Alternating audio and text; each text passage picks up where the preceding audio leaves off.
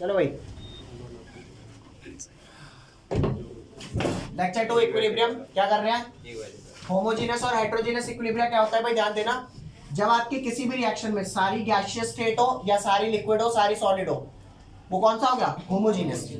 अगर कोई सी भी स्टेट अलग हो गई ना, मान लो सारी गैस होने की बजाय एक लिक्विड हो गया या दो लिक्विड हो गए, तीन लिक्विड हो गए, वो क्या हो गया? हेटेरोजेनस। अब एक रिएक्शन है N2 + 3H2 + 2NH3 gives 2NH3। इसका केसी हम ये लिखेंगे और लेट कर लेते हैं, इसका केसी क्या है? 100। तो अगर इसका रिवर्स रिएक्शन में कर दूं, पलट दूं, तो उसका केसी में क्या आ जाएगा? इसका अगर केसी लिखना होगा तो चेक करके देख, जो इसका अमोनिया क्या था न्यूमरेटर में और ये डिनोमिनेटर में था, तो यहाँ पर रिवर्स करने पर क्या हो जाएगा? अमोनिया कहाँ आ जाएगा? डिनोमिनेटर में, और ये कहाँ आ जाएगा? न्यूमरेटर में। तो जो वैल्यू पहले 100 थी, अब नया जो K' है क्या वो इस केसी से रिलेटेड होगी? होगी। क्या ये जो K' होगा ये 1 में दैट केसी होगा ना? अगर इसका 100 था तो ये कितना आ जाएगा? 1 में 100 दैट इज 0.01। देखो एक बार जल्दी से इसे लिख लिया। सबने लिख लिया? नहीं लिखा। जल्दी लिखो। मान लो आप किसी रिएक्शन को, ये आपकी रिएक्शन रही N2 gas + 3H2 gas gives 2NH3 gas. इसका जो केसी था वो तो 100 पहले से था। अगर मैं एक काम करता हूं, इस पूरी को 3 से मल्टीप्लाई कर दूं, 3 से 4 से 5 से, तेरे भाई जिससे मन करे ना उससे मल्टीप्लाई। ले भैया मल्टीप्लाई कर रहे हैं हम, 5 से कर देते हैं। Let us multiply above equation by above reaction by 5। तो 5 से करेंगे क्या हो जाएगा?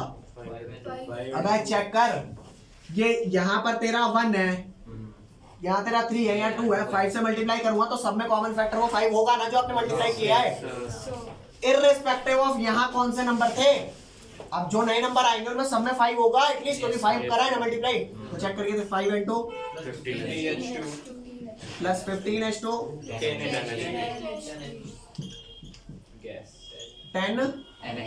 10NH3 gas. तो मैं ये नहीं देख रहा कि पहले क्या थे, आई नो कि अब उन सब में जो नंबर मल्टीप्लाई किया है वो तो कॉमन फैक्टर है ही।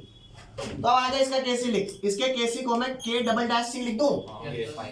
अरे यार कुछ लिख दे, तो यहाँ आजा क्या आएगा? अमोनिया की पावर कितनी आएगी? 10। N2 की पावर कितनी आएगी? 5। और H2 की पावर कितनी आएगी? अबे चमन, पहले जो नंबर थे, यहाँ 1 था, नहीं यहाँ पर 2 था, यहाँ 5 था, यहाँ 1 था ना, और यहाँ पर 3 था।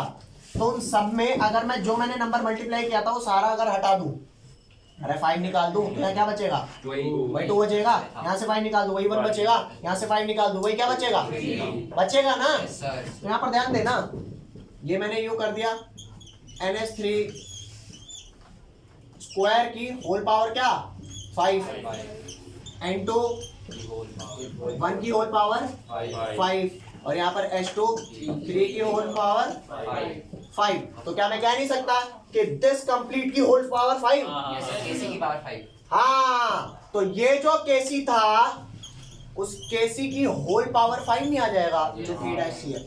मतलब जो नंबर आपने मल्टीप्लाई किया था, आपने कहा था ना, अभी इसने कहा था, क्या कहा था कि केसी को भी उस नंबर से मल्टीप्लाई नहीं करेंगे जी, पावर। अरे नहीं समझे क्या? पक्का रटना पड़ेगा क्या? नहीं रटना। क्यों वो पावर चढ़ा और मल्टीप्लाई क्यों नहीं हुआ? क्यों? क्योंकि जिन नंबरों पे मल्टीप्लाई हुआ था वो नंबर मल्टीप्लाई होते हैं केसी से या पावर चढ़ रहे होते हैं, इस वजह से तो मामला पावर में चला गया ना जी। डन कर दे से, ये यूज होगा ये मामला। अरे समझ गए? डन कर जल्दी से, डन कर देते। जिसको सीखनी चाहिए वो तो एब्सेंट है आज। लिखो बेटा, relationship between KP and KP क्या है? केसी। अब आप कहोगे ये केपी और केसी है कौन जिसके बीच में आप रिलेशनशिप पढ़ा रहे हो? तो मैं बता देता हूं। एक रिएक्शन है, मान लो N2 इसी रिएक्शन से ना पूरा चैप्टर फारिग हो जाएगा हमारा। N2 plus 3H2 gives 2NH3 ओ भाई साहब बताओ, जैस को तो सब पता है क्या हर बार एक ही चीज लिख पा रहे हो? जॉब नहीं किया है ना। N2H2 2NH3 ठीक है भैया। ठीक है। इस रिएक्शन में का मैं Kp भी निकाल सकता हूँ, Kc भी निकाल सकता हूँ। Kp अब बात यह है कि ये P और C है क्या। P stands for pressure, C stands for concentration। अगर आपने कांस्टेंट निकाला प्रेशर की टर्म्स में तो वो Kp कहलाएगा, अगर आपने वो कंसंट्रेशन की टर्म्स में निकाला तो क्या कहलाएगा, Kc कहलाएगा। तो आजा बेटा क्या ध्यान से, Kp क्या है, इक्विलिब्रियम कांस्टेंट। मैंने कहा था ना इक्विलिब्रियम को मैं शॉर्ट फॉर्म में लिख दूंगा, इक्विलिब्रियम कांस्टेंट। सर ये केसी नहीं होना चाहिए। अबे चमन ये कांस्टेंट नहीं है, ये सी कांस्टेंट नहीं है, ये सी कंसंट्रेशन है। सुन मेरी बात, के इक्विलिब्रियम कांस्टेंट है in terms of what, pressure, in terms of pressure. ठीक है भैया भैया। और कैसे लिखेंगे Kp, कैसे लिखेंगे, देख ऐसे लिखेंगे Kp is equal to pressure of NH3। अरे आप बता देना प्रेशर किसका, NH3 का की पावर 2, प्रेशर ऑफ N2 की पावर 1, प्रेशर ऑफ H2 की पावर, डन हो गया ना। Kp बन गया। अच्छा Kc आ जा, Kc क्या होगा, केपी है क्या वापस हैं सर सच में नहीं समझ आया। केपी क्या है? Let me tell you, K एक कांस्टेंट होता है। जब आप वो कांस्टेंट प्रेशर की वैल्यूज डाल के निकालो तो Kp, और जब आप वो K कंसंट्रेशन डाल के निकालो तो K का स्क्वायर है। ऑब्वियस सी बात है, आप जो भी इक्वेशन ले रहे थे वो कोएफिशिएंट उनकी पावर चढ़ा रहे थे नहीं चढ़ा रहे थे, हाँ यहाँ पर भी। अरे ये P का स्क्वायर का मतलब है जो प्रेशर ऑफ NH3 था ना उसका स्क्वायर। हाँ मान लो उसका प्रेशर 100 पास्कल था, 200 पास्कल था, जो भी था ठीक है। उसका स्क्वायर, उस वैल्यू का स्क्वायर। यहाँ आ जा। तो जब आपने प्रेशर की टर्म्स में कांस्टेंट निकाला दैट वुड बी Kp, जब आप कंसंट्रेशन की टर्म्स में निकालोगे दैट वुड बी Kc। और Kp और Kc में कुछ रिलेशन होता है, क्यों, क्योंकि P और C में रिलेशन होता है। अरे मान जा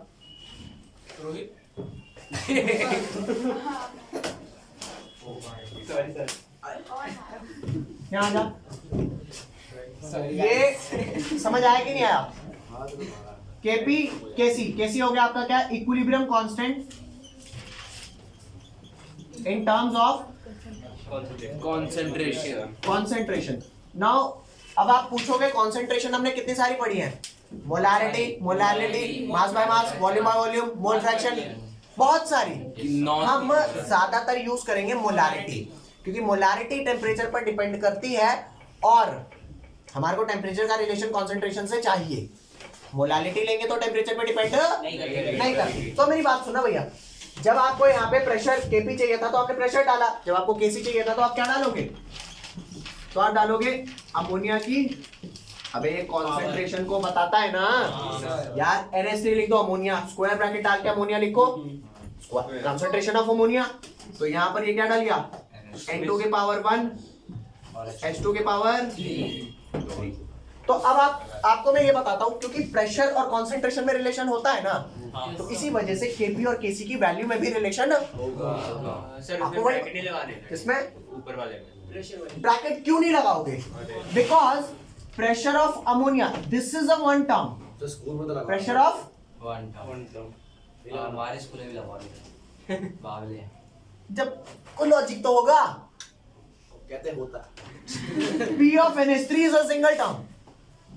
अबे ब्रैकेट किसके लिए डिजाइन हुआ है, इसके लिए दो अलग अलग चीजों को कंबाइन करने के लिए।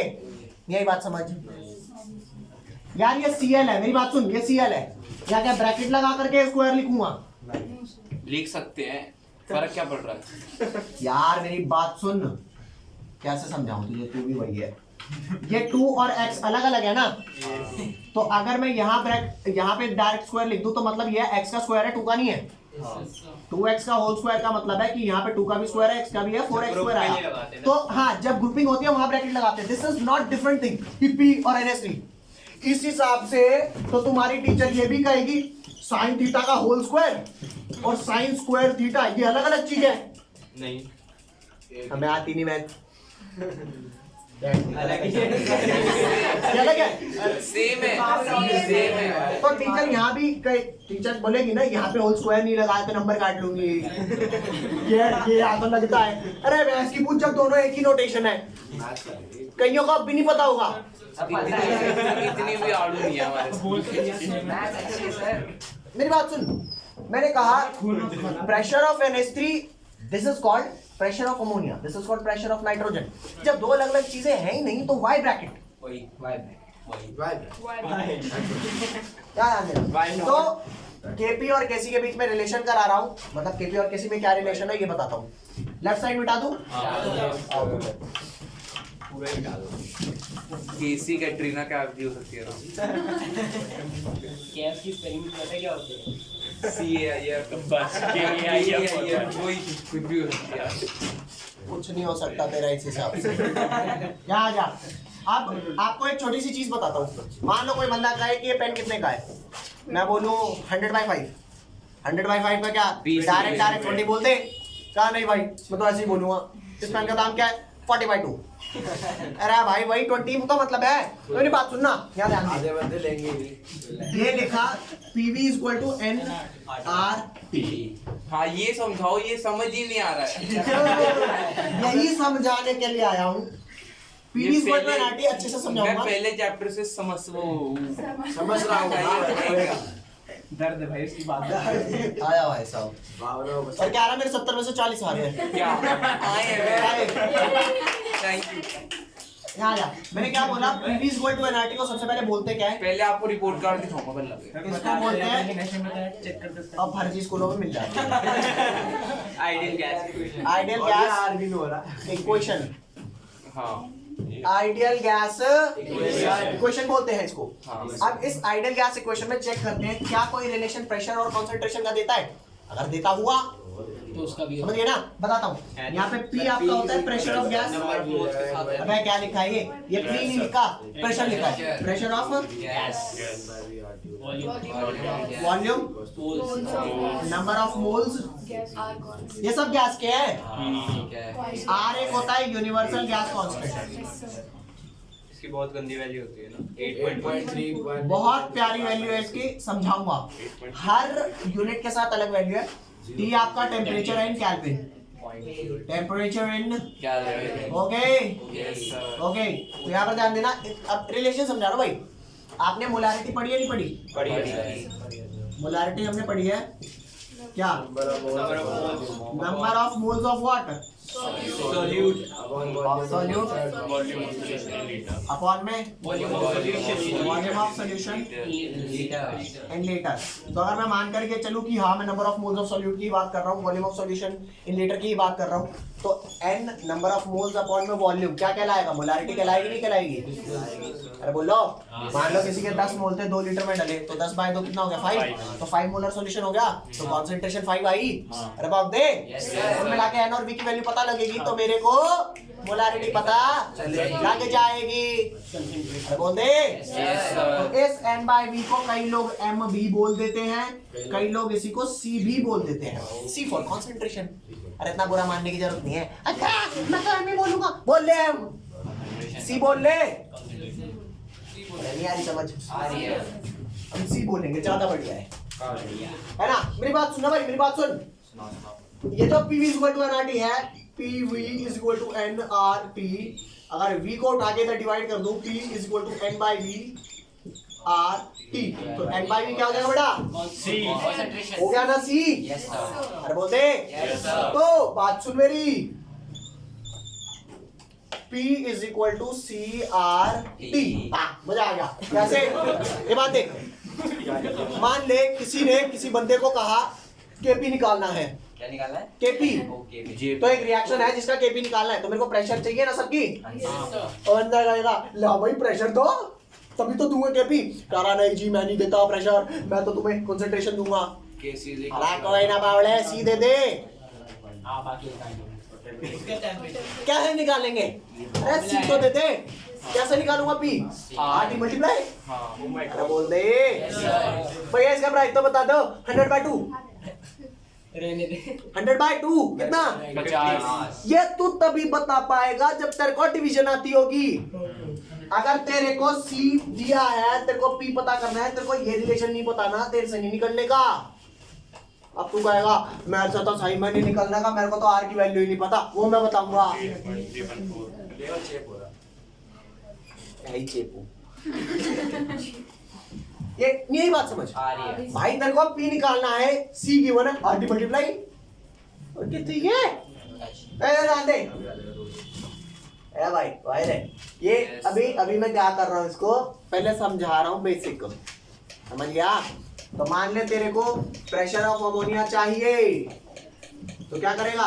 कॉन्सेंट्रेशन ऑफ अमोनिया को ऐसे शो करता हूँ, कॉन्सेंट्रेशन ऑफ अमोनिया, इसमें आर टी मल्टीप्लाई कर देंगे। ये तो बन नहीं गया क्या? पी ऑफ एस की वैल्यू गिवन है, इसकी गिवन है, इसकी गिवन है, निकाल ले, बोल दे।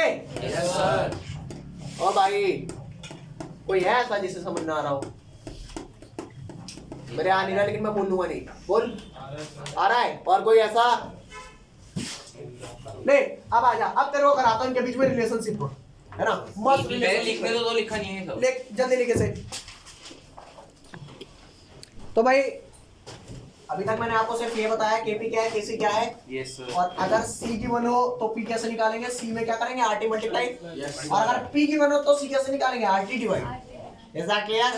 तो आपका अभी तक मैंने तो कुछ पढ़ाया नहीं। रिलेशनशिप बिटवीन केपी एंड केसी अब स्टार्ट होगा, ठीक है? जिसमें ये रिएक्शन, ठीक है, ये केपी का डिस्क्रिप्शन हटा देता हूँ, ये भी हटा देता हूँ, ठीक है भैया? जा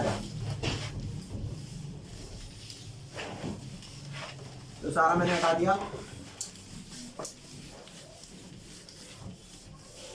अब आपको क्या बताऊंगा? केपी और केसी का रिलेशनशिप, ठीक है? बहुत अच्छा रिलेशन है इनका। क्या ध्यान दो भैया, केपी कैसे लिखेंगे इसका? केपी लिखेंगे प्रेशर ऑफ अमोनिया की पावर 2, प्रेशर ऑफ N2 की पावर 1, प्रेशर ऑफ H2 की power. This is your KP ना? यस सर अब दे। तो मान लेते हो प्रेशर ऑफ NH3 ना दिया हो, तेरे को कॉन्सेंट्रेशन से निकालना हो, तो व्हाट यू विल डू? आप प्रेशर ऑफ NH3 कैसे निकालोगे बेटा? ये आप निकालोगे कौन? अरे मान जाओ N2 RT यार, बहुत मजाक कर रहे हो तुम क्लास में। RT प्रेशर ऑफ N2 क्या होगा? N2 की कॉन्सेंट्रेशन, अबे कॉन्सेंट्रेशन डिपेंड करता है concentration of N2 into RT। और ये क्या करेगा? Concentration of H2 multiply RT। Okay हां, अब चमन पहले P ऑफ NH3 की तो वैल्यू लिख दे। जब यहां पुट करेगा तब पावर लगाएगा ना KP एक्सप्रेशन में, हमेशा थोड़ा लगा के पढ़ेंगे। ये पावर दोनों में सेम ही है ना? यहां आ जा, आज बेचे यहां ध्यान दे। पी नहीं, इसमें पावर नहीं लगाएंगे। अरे फॉर्मूले में लगाएगा ना। फॉर्मूले में जब रखेगा तभी तो लगाएगा, या बिना बाद में पावर लगाता घूमता रहेगा? नहीं, जैसे केसी में इसलिए लगाते कंसंट्रेशन पे। जादू अरे यार ये वो है जो टाइम दे। वीडियो पॉज करके बोलो। केपी प्रेशर ऑफ NH3 की जगह क्या डालूं? Concentration of NH3 into RT। अरे बोलूंगा ना, ये हुआ कि नहीं हुआ? प्रेशर ऑफ NH3 डल गई, उसकी होल पावर क्या है? 2 है ना? डल गई पावर। अच्छा, केपी के फार्मूले में डलेगी, हर जगह डलती फिरेगी। हर जगह। अरे नहीं, नहीं के फॉर्मूले में चाटा सही मार वो भी समझ गया था, क्यों ना समझ रहा? इसकी पावर 1 है ना? यस सर आगे ईशान अवस्थी पावर H2 की कंसंट्रेशन पावर 3 RT, इसकी पावर। 3 यहाँ तक कोई लोचा? बोलो ईशान अवस्थी कौन है? ये पावर -1 वेट कुछ ऐसा है जो नहीं समझ आया टर्म्स में? आ गया आओ तो फिर नेक्स्ट। केपी बेटे, केपी में क्या है? अच्छा, ये क्योंकि NH3 की भी पावर 2 है, RT की पावर 2 है। यस सर मेरा एक क्वेश्चन है, हाँ इतनी खतरनाक बात करेंगे कैसे? ये क्या है? ये इसने शायद पिछली क्लास में पूछा था वीडियो में। वेट। जो खतरनाक लग रहा है वो पॉइंट आउट कर। आरटी RT हाँ? RT का होल स्क्वायर देख इधर आ, जैसे यहाँ पे लिखा है 2, यहाँ लिखा है x, यहाँ लिखा है y, ठीक है, इसकी अगर होल पावर 4 लिखी है ना, तो इस बात का मतलब ये होता है 2 की भी पावर 4, x की भी पावर 4, y की भी पावर 4। यस या फिर इसे यूं भी लिख सकता है 2 की पावर 4, x y की होल पावर 4। सुन मेरी बात, अभी और डिस्ट्रैक्ट करूं, तू और y को एक साथ लिख दे, इसकी होल पावर 4 कर दे, x की अलग कर दे, ये अलग अलग कॉम्बिनेशन में बना सकता हूं। क्या सिखा रही है? हाँ अब बता। अरे बोल भाई, नहीं ओए, तेरे को नहीं आ रहा समझ, तू मना आ कर। गया, समझ आ गया, पक्का? आ गया। अब तो बताएंगे। अरे नीचे वाले आर्टिकल पर वाले से। अरे काका, मैं सारा ढंग से समझाऊंगा, तू बस तेरे को बता दे, यहाँ समझ में नहीं आया। आ गया। इधर आ, अब मेरी बात सुन, क्या मैं NH3 की होल पावर 2 अलग कर दूं, RT की होल पावर 2 अलग कर दूं? मैं RT की पावर 2, T की पावर 2 लिख सकता हूं, लेकिन मैं RT एक साथ लिखना चाहता हूं, तो आओ यहाँ पर। ये आपका NH3 की पावर क्या लिख दिया? केसी बना दो तब से। अरे यार, ये तो सच में भाई साहब जीनियस है। RT की पावर 2 अलग लिख दिया, बोलो रे। Yes sir. इधर आ नीचे, N2 की पावर क्या कर दिया? N2 की पावर 1, और यहाँ पर RT की पावर क्या हो जाएगी? 1। यहाँ पर हो गया आपका H2 की पावर और RT की पावर 3। बोलो रे, मेरी बात सुन। अब इन देख भैया, आप ही देखो, देख रहा हूँ, देख ये लिया। RT की पावर 1 है, ये RT की पावर 3 है, तो जब बेस सेम होता है, आर्टिकल हो गया। हाँ, लेकिन हम इसे 4 नहीं लिखेंगे, हम इसे 1 + 3 लिखेंगे फॉर अ पर्पस। ठीक है, तो यहाँ ध्यान दे। और ये पर्पस हमको एग्जाम में कैसे पता चलेगा? अभी पता लगने के बाद जरूरत भी नहीं है उस पर्पस की। यहाँ ध्यान दे, NH3 की पावर 2 यहाँ लिख लिया, N2 को एक साथ लिख लिया, H2 को एक साथ लिख लिया, 1 H2 की पावर 3, और यहाँ पर जो RT की पावर 2 लिखी है, और नीचे RT की पावर क्या लिखी है? 1 + ऊपर ले जाओ। जहाँ तक कोई लोचा हो तो कृपया करके बताएं। सिंपल है। अरे बाप रे भाई, नो लोचा सर। झूठ मत बोलना। नहीं बोल रहा। हम तो बोलते ही नहीं है। आजा, तो अब ये एक्सप्रेशन जो एकत्रित हुआ है, इसे क्या बोलते हैं बेटा? चमन, कौन सी नहीं, कैसी? एसी तो बोल रहा हूँ। तो ये KP = KC आया बेटा, यस सर।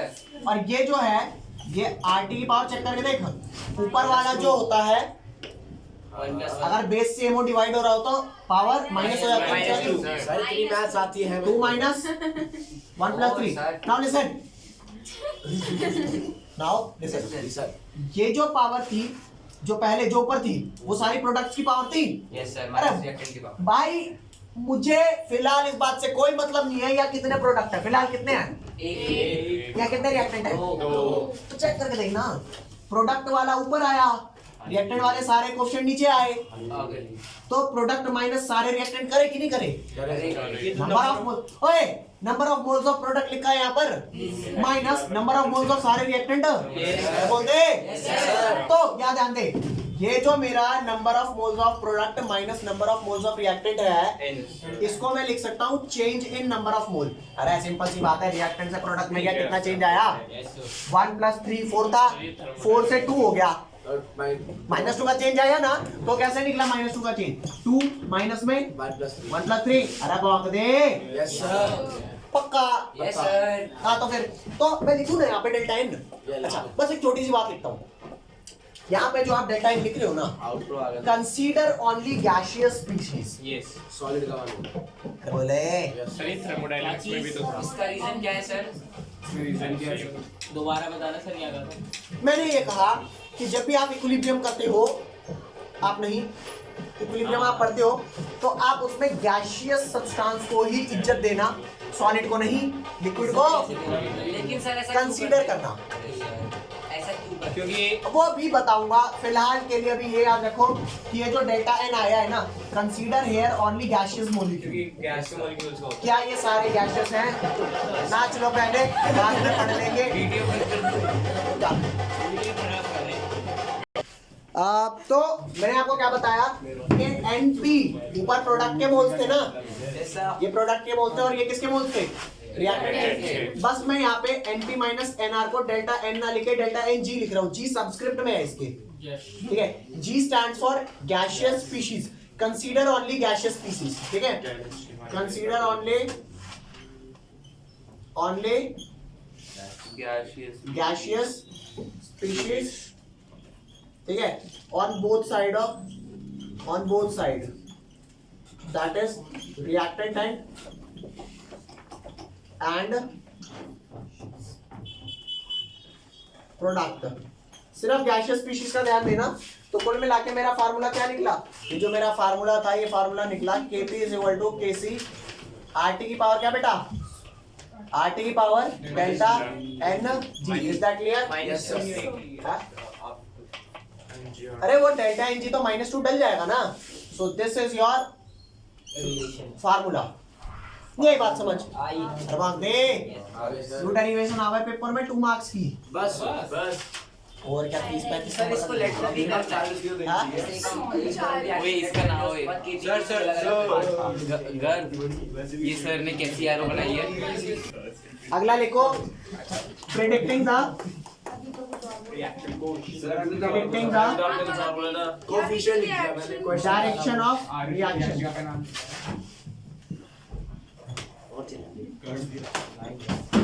ये टॉपिक जो है आपका क्या है, that is reaction quotient. Teacher ने तो predict the extent of reaction भी करवाया था। अरे ये वही टॉपिक है यार, क्या अलग अलग दे रखे हैं ये, और इसके बाद कैलकुलेशन वाला रिएक्शन क्वोशिएंट पढ़ा दो आपकी तो मर्जी। फिर देख, ये जो आपका टॉपिक है, इस टॉपिक को समझने के लिए बस थोड़ी देर के लिए लिखना बंद कर दो, वरना समझ नहीं आएगा। मान लिया आपके पास ये रिएक्शन है N2 gas, 3H2 gas, 2NH3 gas. मेरी बात सुनना, फॉर द टाइमिंग में इनकी कॉन्सेंट्रेशन लेट कर देता हूँ। 3 मोलर, 8 मोलर, 0 मोलर। सर थोड़ा उस साइड होके लिख लो प्लीज, मैं देख नहीं रहा। जब इक्विलिब्रियम अचीव होगा तो इनकी कुछ कुछ कंसेंट्रेशन आएगी ना, यस सर, और वो इक्विलिब्रियम अचीव होने में टाइम लगेगा, यस सर। बिल्कुल लगेगा। तो मैंने ये लिखा है यहाँ पर at time is equal to 0। ये क्या मतलब है, at time is equal to 0, मतलब जब रिएक्शन स्टार्ट नहीं हुई थी। नेक्स्ट, जब इक्विलिब्रियम अचीव होगा उसमें जो भी टाइम लगेगा, मैं उसे टी इक्विलिब्रियम बोल रहा हूँ। At time is equal to T equilibrium. मुझे नहीं पता वो टाइम 1 घंटा है, 2 घंटा है, 4 घंटा है, अब जो भी होगा उसमें कुछ कॉन्सेंट्रेशन आएगी ना जी। क्या कॉन्सेंट्रेशन आएगी समझना, जब आपकी इनिशियल कॉन्सेंट्रेशन थी तो at time t is equal to 0 होगा, और at time t is equal to T equilibrium में क्या होगा, ये कुछ 3 माइनस x होगा, ये 8 माइनस कितना x, 3x, और ये 0 प्लस 2x चमन। अगर कितना x प्लस या माइनस करना है वो उसके कोएफिशिएंट पर डिपेंड करता है ना। तो ये जो कॉन्सेंट्रेशन आएगी, मैं एक एग्जांपल ले लेता हूँ कि Kc की वैल्यू फिलहाल आ रही है 400 सॉल्व करके। क्या आ रही है 400। अरे प्रोडक्ट बाय रिएक्ट करोगे 400 आएगी। Yes sir. मान ले ये इक्विलिब्रियम अचीव होने में 2.5 घंटे लगे, तो 2.5 घंटे तक रिएक्शन होती रही होगी, ये कम होते रहे होंगे, ये बढ़ता रहा होगा, तभी तो फाइनल वो कॉन्सेंट्रेशन आई होगी ना जी। और Kc सॉल्व करके क्या आया 400 आया। अरे मानते नहीं मानते, लेकिन मान करके चल, रिएक्शन की मैंने यही कॉन्सेंट्रेशन ली, और इनकी वैल्यूज तब नहीं नोट करी जब रिएक्शन सैचुरेट हो गई, मतलब 2.5 घंटे में, 2.5 घंटे बाद नोट मात्र आधे घंटे बाद ही कर ली। तो मेरी बात सुनना, क्या उतना प्रोडक्ट बना होगा जितना बनना चाहिए था? कम बना होगा, ज्यादा बना होगा? मानते हो नहीं मानते? क्या बना होगा? कम। और क्या ये उतना खत्म हुआ होगा जितना होना चाहिए था? ये बचा होगा। तो उस टाइम पे अगर मैं इनकी वैल्यू नोट करके नहीं मेरे को जल्दी से वैल्यू बताओ कितनी है, अरे भाई आधा घंटा ही हुआ है, अरे बोलो अभी 2.5 घंटा नहीं हुआ, रिएक्शन सैचुरेट नहीं हुई, मत ले वैल्यूज, वो सही वैल्यूज लेकिन कहा नहीं मैं आधे घंटे बाद ही वैल्यू नोट करूंगा। और फिर अगर वो सॉल्व करेगा इसको कि लिख जल्दी से वैल्यू लिख और जल्दी बता भाई का आंसर सही आ रहा है कि नहीं आ रहा, तो क्या आंसर सही आएगा? तो मेरे को बता दे बस, इस वैल्यू से आंसर छोटा आएगा बड़ा आएगा? कितने बच्चे कहते हैं कि छोटा आएगा? ये बात मेरे समझ नहीं आई। 1 मिनट रुको। हाँ, मैंने कहा जब रिएक्शन इक्विलिब्रियम अचीव नहीं हुई, आप काफी पहले ही हो, छोटा है। मान रहे हो? Yes sir. मान ले वैल्यू आ गई 25, तो बंदा तो यही कहेगा अबे ओ गधे इसकी वैल्यू तो 400 थी, 25 कैसे आ रही है? वो हुजूर 2.5 घंटे की रिएक्शन ना मैंने आधे घंटे में निपटा दिया। अब शमन वाली बात ही होगी। कर क्या रहा है तू? उसे सैचुरेट तो होने दे। यही बात समझ? हाँ, तो इस वैल्यू को मैं केसी नहीं बोलूंगा, क्या बोलूंगा? सी तो रहेगा, लेकिन क्यू समझे? तो ये क्यू, ओए मेरी बात सुन, ये क्यू सी की वैल्यू तेरी केसी से छोटी है बड़ी है? छोटी है। तो दुनिया में कभी भी अगर क्यू सी की वैल्यू छोटी आए तो समझ जाना रिएक्शन सैचुरेट। हाँ, तो इस बात को अब मैं यहाँ पर लिखवा रहा हूँ। ये पहले मेरी बात सुन, लिखेगा कोई नहीं। ये बात जो बोली अभी, ये क्लियर है? वैसे ऐसा हो नहीं सकता कि रिएक्शन आगे बढ़ जाए कि अरे 2.5 घंटे में रुकना, तब मैं तो भूल ही गया। ऐसा हो तो नहीं सकता रिएक्शन आगे भाग जाए, लेकिन अगर रिएक्शन आगे भाग गई तो क्यूसी की वैल्यू बड़ी आएगी छोटी आएगी? मानते हो ना? तो मेरी बात यहाँ पर ध्यान दे। सर इतना फील में क्यों पढ़ा रहे हो? थोड़ी धीरे हो जाओ। तू ही तो कह रहा था तेज पढ़ा। मैं कह रहा हूँ फील में क्यों पढ़ा रहे हो? ले भाई रे, भाई मेरी बात सुनना। ये क्यूसी की वैल्यू अगर लेस आ रही है एक्चुअल केसी वैल्यू से, तो रिएक्शन कहाँ मूव करेगी? Forward backward? बैकवर्ड। चमन, अच्छा एक मिनट। अबे क्यूसी की वैल्यू कम आ रही है तो रिएक्शन अभी सैचुरेट नहीं हुई ना, फॉरवर्ड अभी आगे बढ़। आगे और जाएगी, प्रोडक्ट और बनाएगी। समझ गए? तो रिएक्शन विल मूव, अरे बोल दे फॉरवर्ड। नहीं आई बात समझ? क्यू से इक्वल टू के से इक्विलिब्रियम अचीव्ड, अरे बांक दो। और क्यूसी की value greater than KC, backward reaction will reaction. Move backward. बताइयो। नहीं आई बात समझ? ओए बीडब्ल्यूडी क्या है? बैकवर्ड। एफडब्ल्यूडी क्या है? और अगर अभी तक कुछ ना समझ आया मेरे को बता, मैं दोबारा समझा दूंगा। आगे सर, बाय पक्का? सर। चलो ठीक है, फिर आज यहीं पर फिनिश करते हैं मामला। ठीक है जी, बाय बाय। Bye bye.